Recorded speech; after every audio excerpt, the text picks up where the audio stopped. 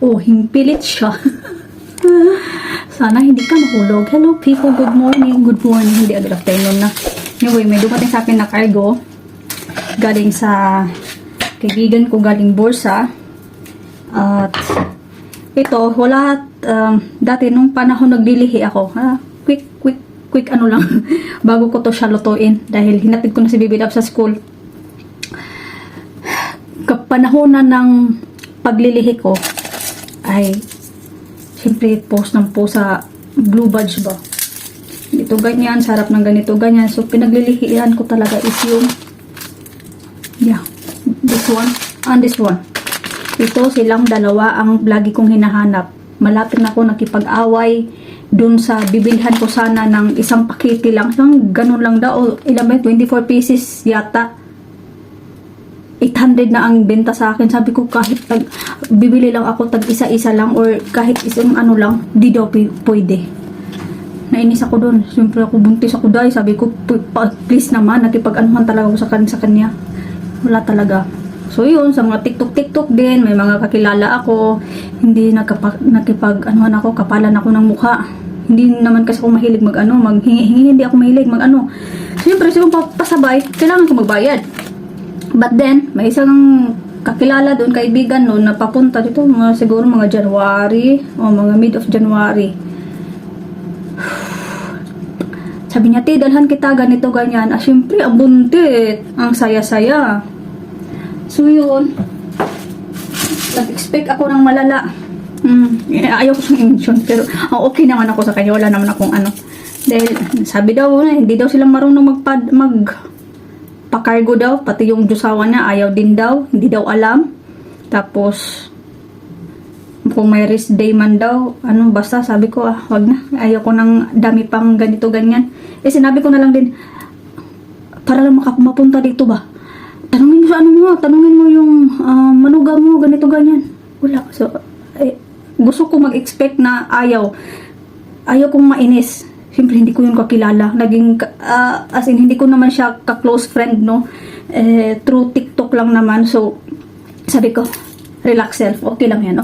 May marami pa ka pa namang kakilala o kaibigan na medyo na okay sa'yo, ganito, ganyan. So, yun. At ito nga si, Filipina sa Turkey, iba din yung sa Hanilo. Si Filipina living Turkey din. Doon. Yun. Ano pa? And then, hindi pa nila alam na juntis ako. So, lagi ako nagpo-post, sarap ganito, ganyan. Dami kong sabi na, naglilihi ka ba?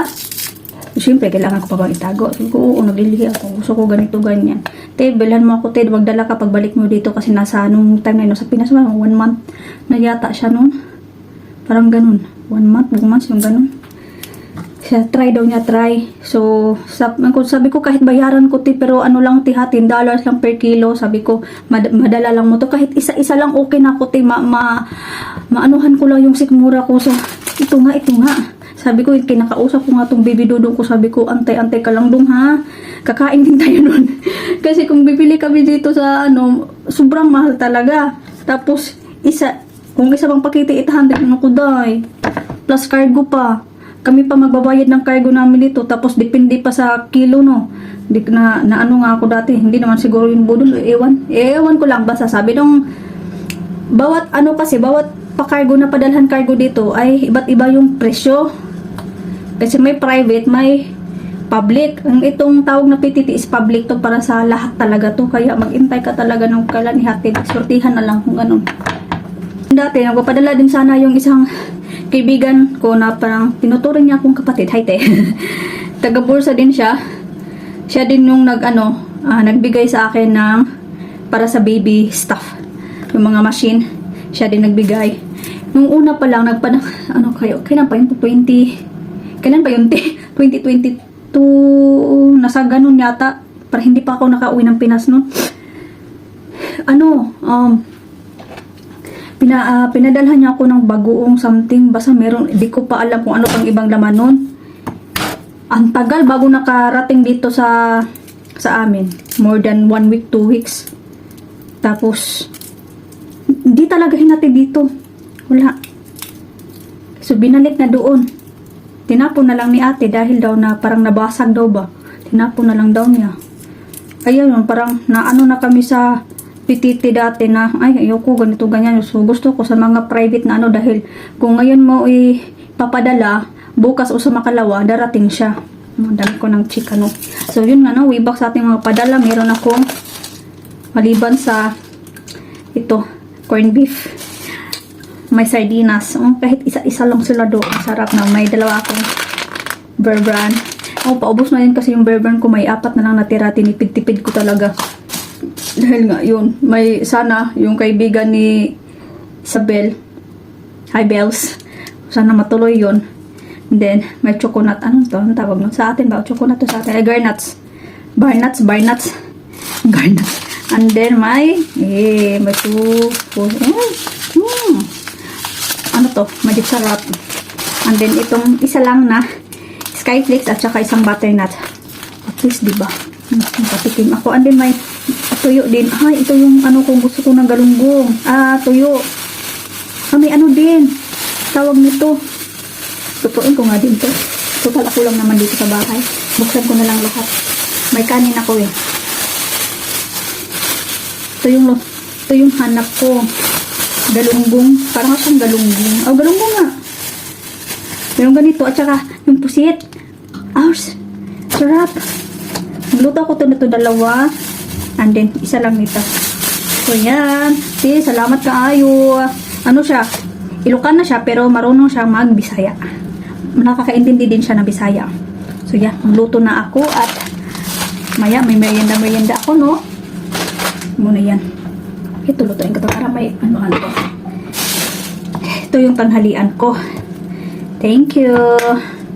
Pagpalain kayo. Sana sa ako sa susunod na makauwi, siyempre alam ko na kung sino mga bibigyan ko. Thank you so much. Diba nakapag-filming ako na wala sa oras.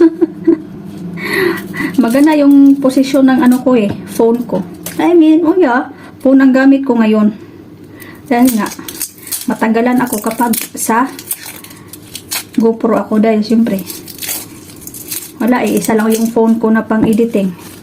Hindi pa ako bibili. Saka na, maraming pagpagastusan.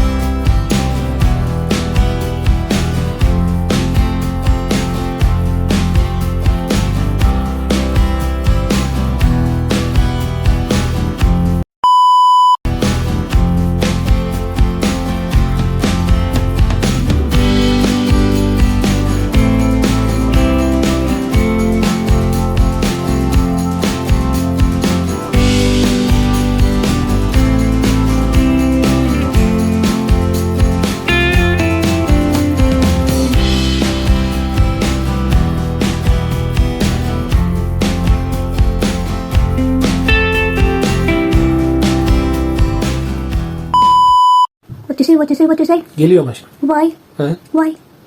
Because I am born here. Oh, really?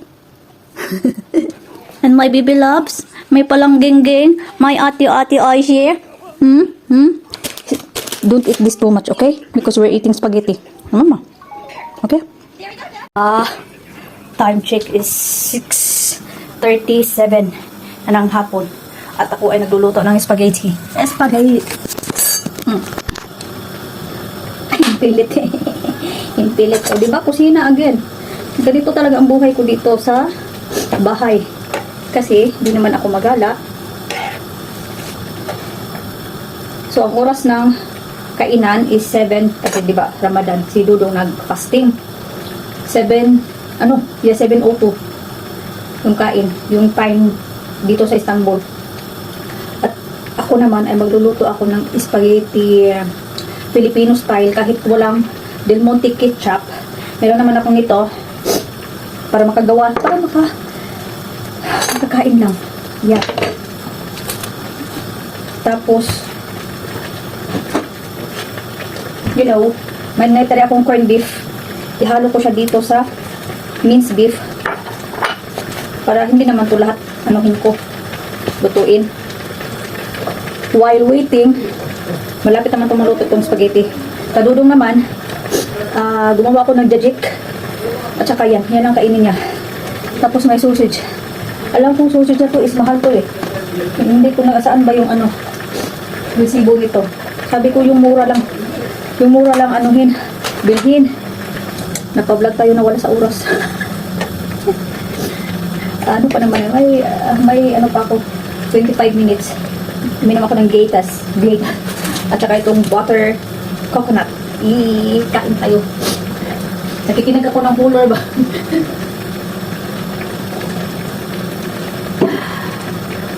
Sarap ba? Natin, itong Skyflakes, bukas na to. Kasi kaya pa naman ng mura kakain pa kasi ako ng spaghetti. Masarap din pala to, no? Nakalimutan ko na talaga yung baso naman. Siyempre, tatagal pa naman, no? Makauwi tayo ng Pinas. Hindi na natin anuhin kung kailan basa. Sana. Makauwi tayo ng Pinas. Dadalhan ko talaga yung mga sino yung mga nagbigay sa akin. Magkuhan sa ako sa Bisaya ba? Kaya sa akong last to.